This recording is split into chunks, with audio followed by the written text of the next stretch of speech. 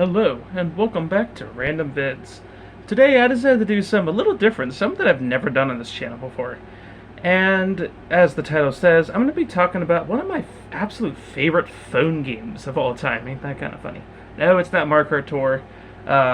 Although I don't think it's as bad as people say it is, it's still not the greatest game ever. One of my favorite games on my phone is this game called Kingdoms, which is supposed to kind of be...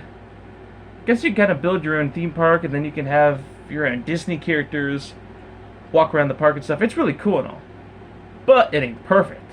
So today I decided to talk about how the Kingdoms game is triggering, which I thought is a pretty fun thing to talk about. Which I will eventually do how it's mind-blowing as well. But for today, I just want to focus on what's triggering about the game, what don't I like, what could be fixed, etc. Don't get me wrong, it's definitely a good game. So take me ranting with a pinch of salt. So that's your little warning there. So anywho, let's get into how the Kingdoms game is triggering. The map is pretty cool and all, but it doesn't really reference Magic Kingdom, if that's what it's supposed to reference. There's many areas that just seem very randomly put in, and honestly, it's kind of a small space. What is it with Space Mountain not really looking like Space Mountain? Like, what is it with this weird track design going outside? The same can be said for It's a Small World. That building over there is kind of nice. It's too bad nobody ever goes over there and visits it, or checks it out. This is not Splash Mountain. Also, why the heck can't I see the whole layout of the train? It just kind of goes under this tunnel and then disappears. Also, the train is going the wrong way. Is this supposed to be a reference of Magic Kingdom or a completely new game? I'm confused. I like this cool little Star Wars land, but why is it not anchored with Rise of the Resistance or Smuggler's Run from, the actual theme park? It just kind of makes the land feel kind of bare bones. Oh, that's nice. They have a cool little monorail, but kind of the same problem with the train. Why is it only in a tiny little bit of the area? Why can't we see, like, the full track? And even it be a ride that people can get on and off of. The world map is way too small, honestly. They need to really expand it, make it bigger. Are you kidding me? 2 million magic potions to unlock this land? And this one's 3 million. You know how much time that's gonna take? I don't want to necessarily buy all the potions. Not gonna lie, the tower challenge popping up all the time gets very annoying. It would be a lot better if it only popped up like, I don't know, maybe once or twice a year, opposed to like 4 or 5 times a year. That is way too much. I hate how you can't refresh the characters anymore. Instead, you have to waste your coffee mugs to refresh the characters instead. It would be much nicer if you could kind of do both options, especially someone like me who doesn't have all the characters unlocked. Oh, well, here's a way to get some more coffee mugs.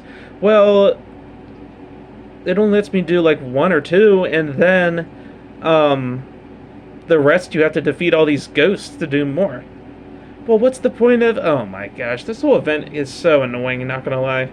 Oh, okay, so if you save up on those tokens, you can just buy shops and decorations. Just like we needed more shops and decorations. Why do I need this weird magic to buy the King Arthur carousel? Can't I just... It would be much easier if I could just use, the regular magic. It's one thing if it's just a fun ride that you want to add, but this is for story. Why would I need to do these stupid this other thing for part of the story? I don't know, it's just kind of dumb, not gonna lie. One thing that gets annoying is every time I feel like I finally upgraded a character, I'm like, okay, good, I finally leveled them up, so now they can do this one task that they have to do. Then, like, a few quests later, they have to upgrade again, and what's worse is that it takes more, like, power to upgrade them to a different level. Why does it have to do that? It doesn't have to... I understand, you want me to upgrade... You want me to level up the characters? Well, I will, but you don't gotta force me to level up the characters all the time. Why do I have to put earbuds in to listen to this game? It would be nice if there was an option for both. Also, I think they do need to add some more music. Don't get me wrong, the music we have now is fine, but a few others wouldn't hurt. Like, we definitely need songs like Friend Like Me from Aladdin, or even We Don't Talk About Bruno from Encanto. I've been playing this game since 2017, and all the songs are exactly the same. Not saying get rid of the old songs, but it would be nice to have some more songs. I really hate this new way of trying to go through your character list to try to get all the characters. What happened to the old way? The old way was just so much easier to navigate through to find what characters you need to upgrade, what characters you can buy, etc. What characters are in the event right now. Now it's just all cluttered together in this weird little screen, and it's just so hard to read everything, and it's such a weird update that they did. Keep in mind, don't fix what isn't broken. Also, why does every time I boot it up, it's always Flynn Rider, Mickey, and Woody just randomly there? What part of this makes any sense?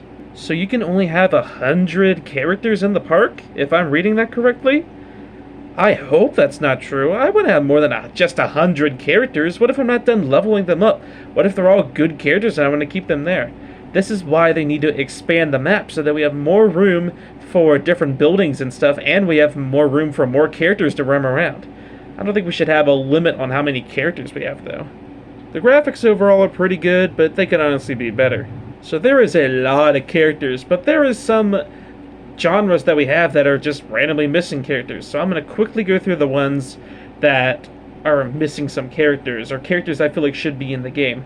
Let's start with the Mickey and Friends. We are missing Clarabelle and Max. Toy Story is missing Slinky, Mr. and Mrs. Potato Head, and Stinky Pete.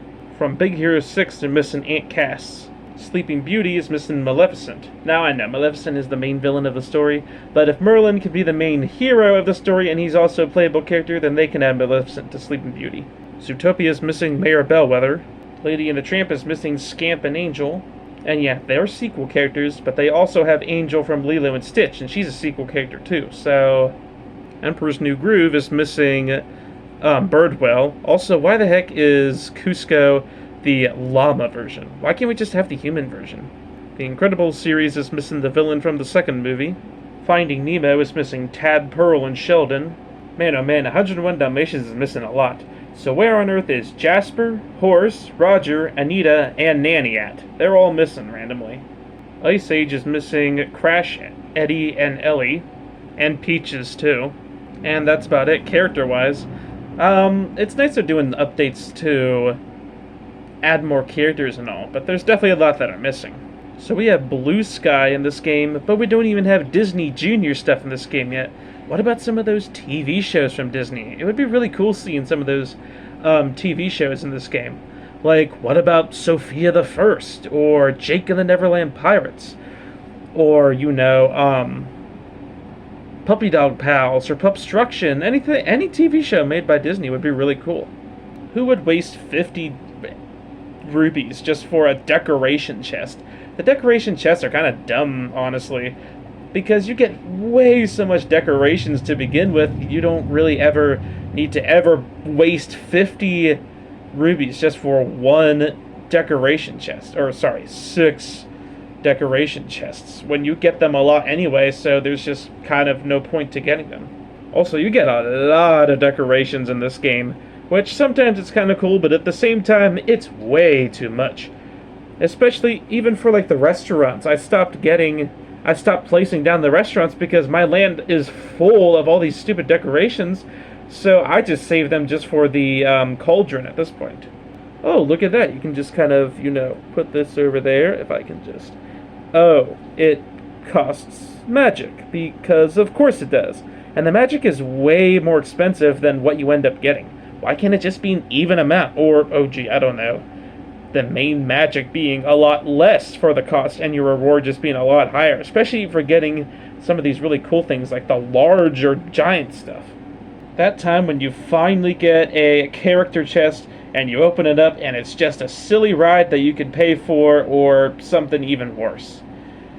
Oh, those are the most heartbreaking things of this game, because it takes a while to get some of these characters, and it's kind of cool being like, oh, I can finally get a Big Hero 6 chest, or a Aristocats chest, whatever.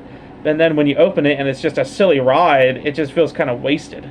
The costume shop is a really good addition, but why does it take forever to get some of the costumes, and why is some of the fabric very rare to get and you have to have certain people unlocked? I'll just get more of that cauldron stuff. Also, I looked and they don't have an Emperor Cusco switch out so you can do him from a llama to human. Why is it just a llama? I don't understand that. I hate it whenever you finally save up enough rubies to finally get a character you want, and then, whoops, they're only limited time, and then you're gonna have to wait. The game lets you zoom in really far, but it won't let you walk around your map or even ride your rides. I think that'd be a really cool update. Obviously, it'd be a big update, but it would be so cool if you could actually, walk around the land and even interact with the characters in the game or ride the rides, etc. Like I said, that'd be such a cool update. And you could walk around whatever you want to do. That'd be such a great update. It's kind of funny how the only people in the park are just kids. That's funny. I don't remember Expedition Everest being in Magic Kingdom, but oh well. Woo! That was a lot to talk about. And there is definitely, like I said, things that I would want to change about the game. But overall, I do think it's a really great game and one of my favorite games of all time. And one of my favorite, I'd say probably my favorite phone game of all time because I've downloaded it so many times from tablet to phone to another phone. It's just such a fun game, and I love seeing what the updates bring. Now it is kind of annoying seeing how you do have to update the game sometimes whenever, or you have to download it again whenever there's a big update.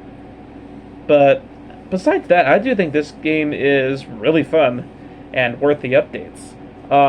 So eventually, I do want to talk about how this game is mind-blowing, which we will talk about another time. So I hope you enjoyed this kind of different video than what I normally do, and I will see you all next time.